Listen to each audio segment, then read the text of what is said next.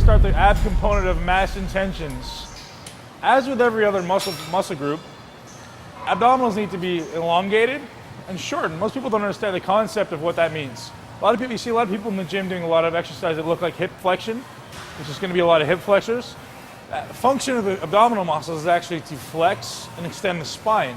So what I want you to focus on when you're training your abdominal muscles is what's going on at your spine, what's going on at your lower back, what's going on at your mid-spine. So abdominals insert here and here.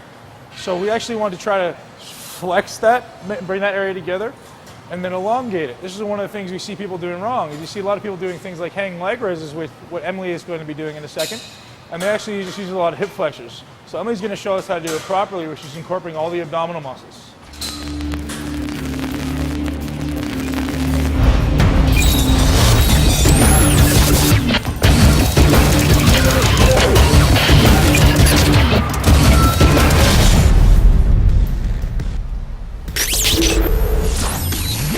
If you notice Emily from the side, she's getting a great amount of spinal flexion and then a full extension of the abdomen.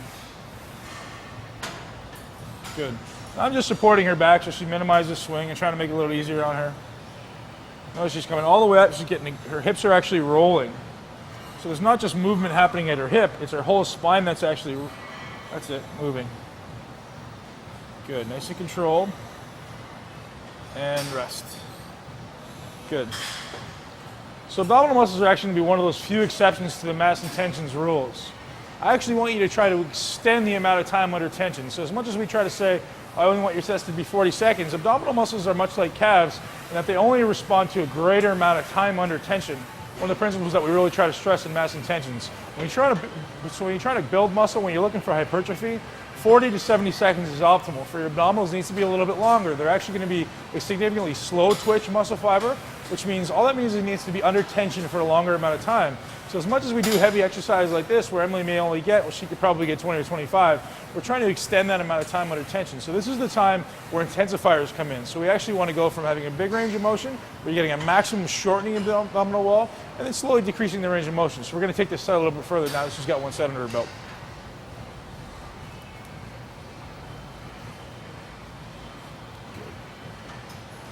So as we observe, that spine is actually moving. The whole pelvic girdle is rolling.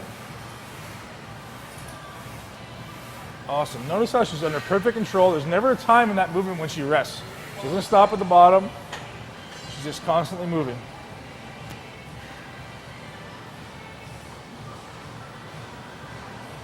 Okay. And now if you can't do this with your legs straight like Emily does, she's going to keep going with bring your knees into her chest. So knees are significantly bent. There you go. Good, love it. And good, that's great. Awesome. A lot of people can't actually do this the way Emily can. Obviously, she's a very gifted athlete, so grabbing on and holding your body weight for that duration of time can be difficult. So supporting yourself on a Roman chair is a good idea. This exercise can also be done on the floor, which is going to be exercise number 2 in the abdominal workout.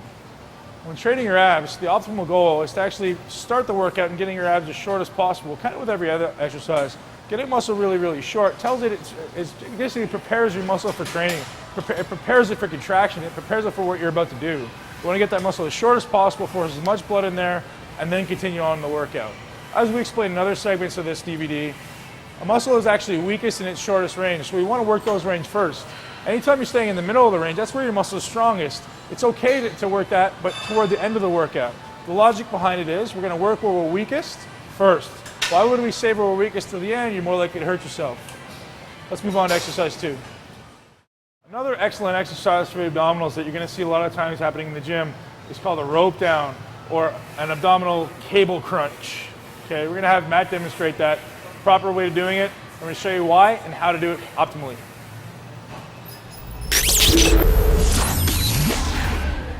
Okay, so Matt, we actually chose to use 2 single handles this time. You get a lot of people that say when they use the rope, they have to dig into their hands, so I just choose to use the 2 single handles. I'm just going to just anchor his hands behind his head just so he's got a nice extension of the abdominal wall. And Matt's thinking about when he's doing this, he's trying to think about what's happening in his spine, not what's happening in his hips.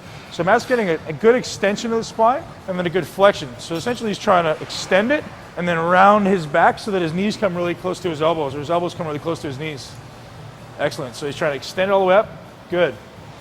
And the way Matt's going to know he's all the way extended to the maximum capacity, he's actually going to flex his lower back when he gets to the top. So he's going to come up. Once his lower back contracts, the abdominal walls are automatically relaxed.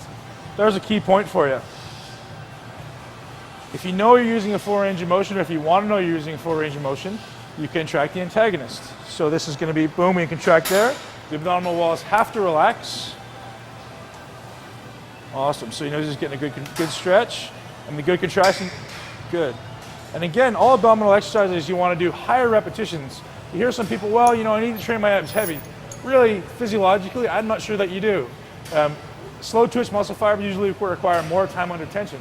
So all we want to do is extend the set, probably closer to 70 to 90 seconds if possible. You see a lot of people saying, oh, I count reps. Well, it depends on your rep cadence. So a lot of times I recommend a 4-4 for abdominal training. So we go 4 seconds down, 4 seconds up. So each rep is going to last 8 seconds.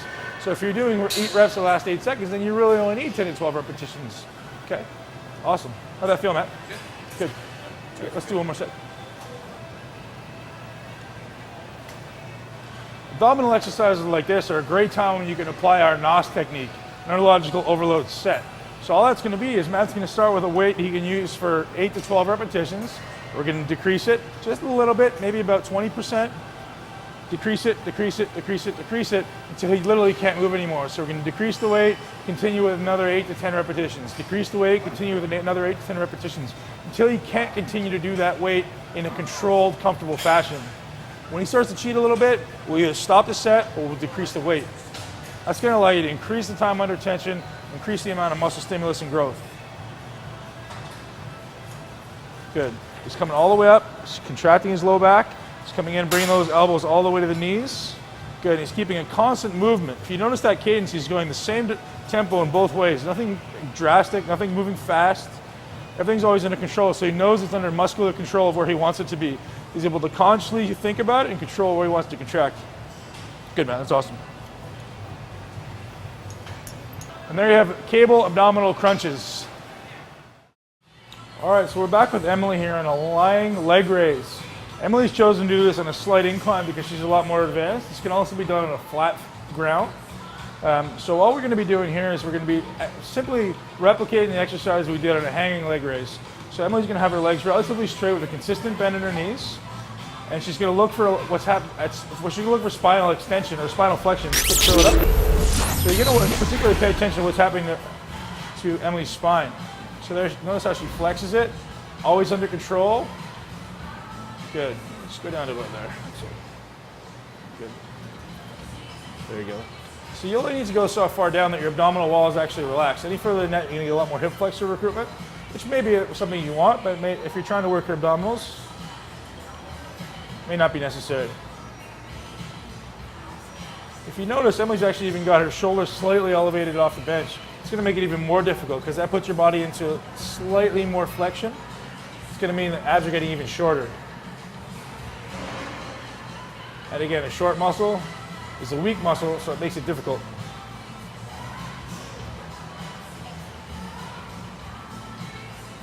Awesome. Rest. So one of those questions you get is, well, how far do I need to go down? How far do I need to go up? It's kind of a feel thing. There's only really so far you need to go down on the negative, I'd say about 45 degrees. So maybe where her legs are right now.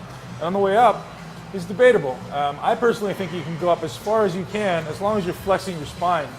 I like to go even further than most people because I get a really good contraction, but I'm mentally able to do that. A lot of people, if you have back problems or things like that, you may want to restrict how far you go and just slightly more of a pelvic roll. So now we're going to do a really, really simple variation of it.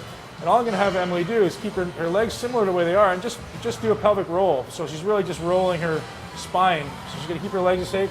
It's going to be easier because there's less weight resistance. Good, so feet are going to touch down.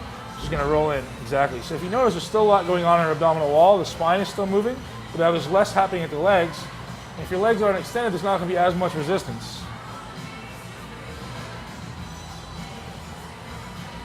Good. There's a constant movement. It's a good contraction.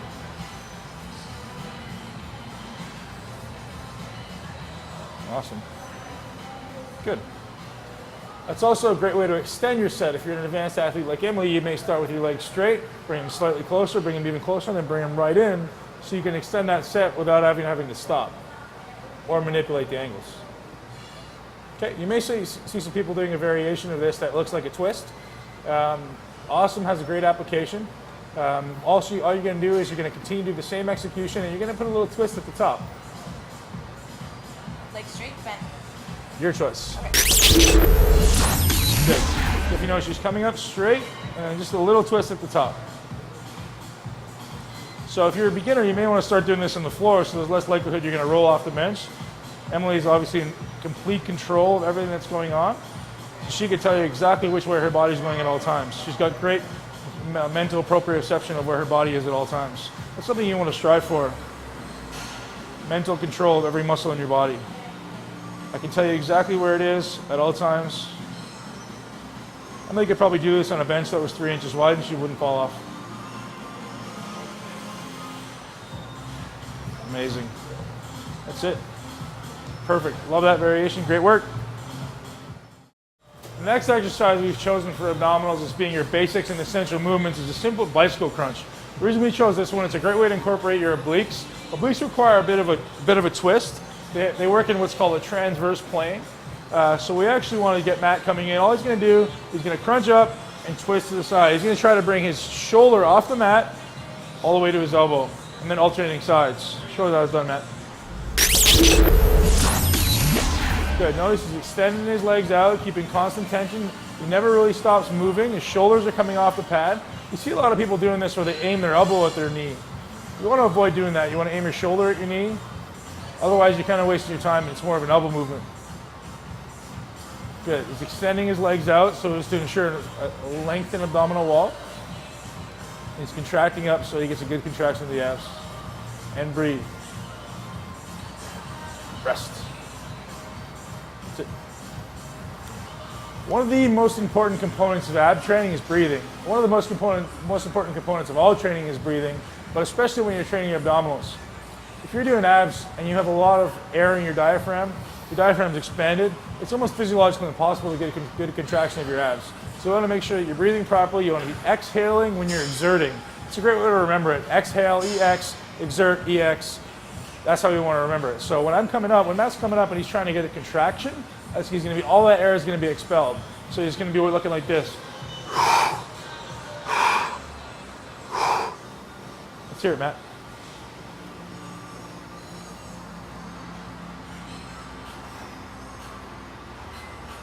Exhale. Good. It's perfect. Matt's obviously a veteran. Does it very, very well.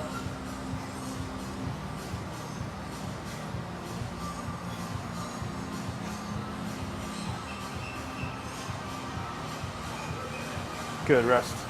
You guys are obviously very blessed to be able to learn from such seasoned experts like Matt and Emily, and I really appreciate it for them coming. Learn, watch. Everything we do is thought out. Every single movement is under control. That's why these guys are the best in the world.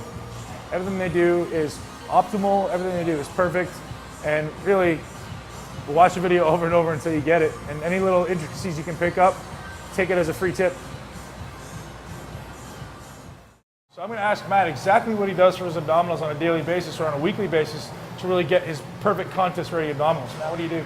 Well, basically for like the last couple of years, really, I've been hitting my abs 2 to 3 times a week, and I've been sticking to like a lot of functional things, you know, and basics, really, right? So for me, it's what does that mean? What is functional? So when I say functional, you know, going through that transverse plane and really trying to focus, you know, not using as much weight. Like I mean, just simply isolating and thinking and focusing on the muscle, right? Yep. And little things that you touched on, like you know, breathing out and bringing up my diaphragm so I can allow my abs to squeeze harder. Yep.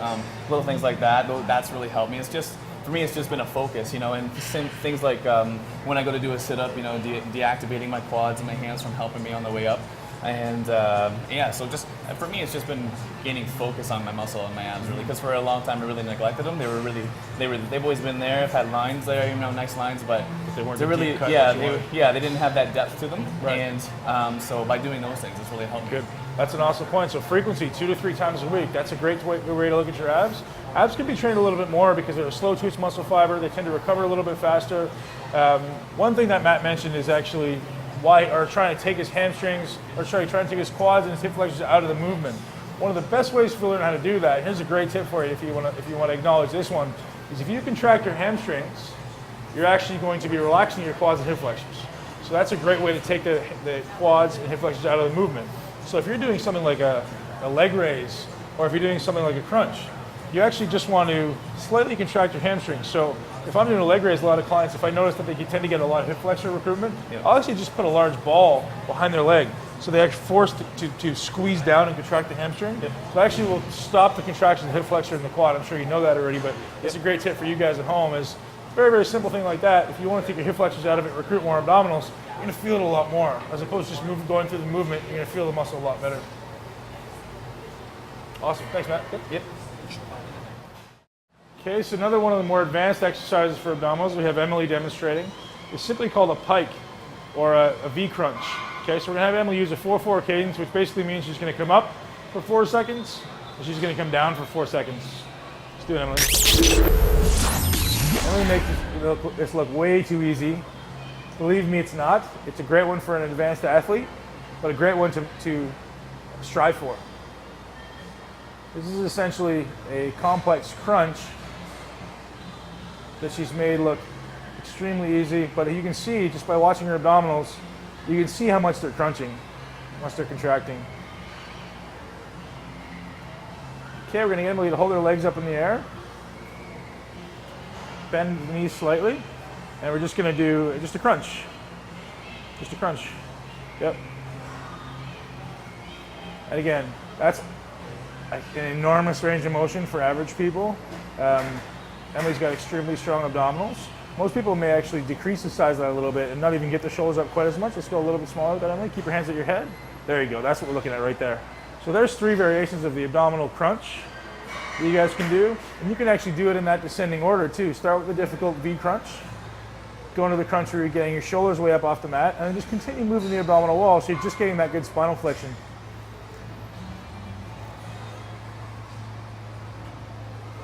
Awesome. So you just had an abdominal workout right there without even moving. You do all 3 of those exercises for 3 sets until failure. I guarantee you're going to be sore and your abdominals are going to be where you want them to be. There's something to strive for. Awesome.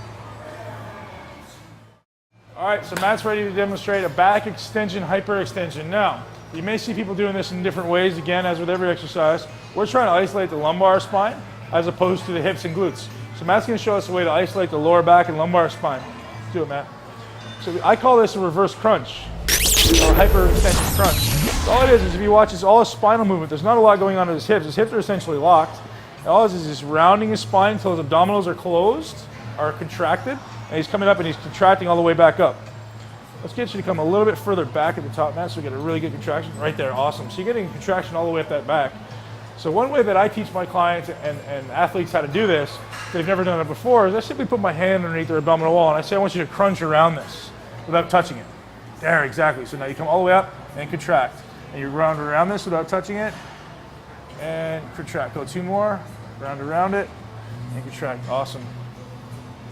So if you see, that's all a spinal movement. Rest. Good, so that's one way to do it. The one way that I like to actually throw a little bit of twist in there is people forget that your spinal muscles all have a functional rotation function as well. So I actually like to do that exact same move, and at the top I come up and I get a little bit of a rotation component in them. So I'll go one way, then I'll come down, then I'll come up, I'll go the other way. Let's try that, Matt. So you come down, you come up, and now let's incorporate that rotational component. Boom. So all the way up and then rotate. All the way up, rotate. Amazing, love it. Good. You can try to rotate on the way up, which makes it a little more difficult, but I'd rather keep it as 2. There you go. That's great. Looks awesome to me. It's going to hit a different component. Really important to incorporate those rotational components. A lot of people tend to neglect that when they're just physique athletes. Believe it or not, that plays a significant role in a lot of stabilizing movements. 2 more, each side. Good. Contract. Awesome. Good. Rest. How'd that feel? Good. You feel that? Yeah. Good. Awesome. So great way to isolate your lower back. Now the third way of doing it obviously is going to be the way where we get a little more hip extension, a little less spinal movement. That's going to incorporate a lot more glutes, a lot more hamstrings. Okay, why don't you give that one a try? Yep. Not giving you any time to rest. Okay, another point to touch on while Matt does this, all we're going to show is his spine stays pretty neutral, He comes all the way up. He's going to get a good contraction of his hips. You can notice a lot of glutes in this one. You get a lot of hamstring stretch. Because it's a hip movement, there is a lot of hamstring glute involved, but also a lot of lower back when you contract. One thing you want to touch on right here is Matt's foot positioning. Notice how he's slightly externally rotated. You know what? In my opinion, it's a matter of personal preference. You're going to hit your hamstrings a little differently when you're doing this.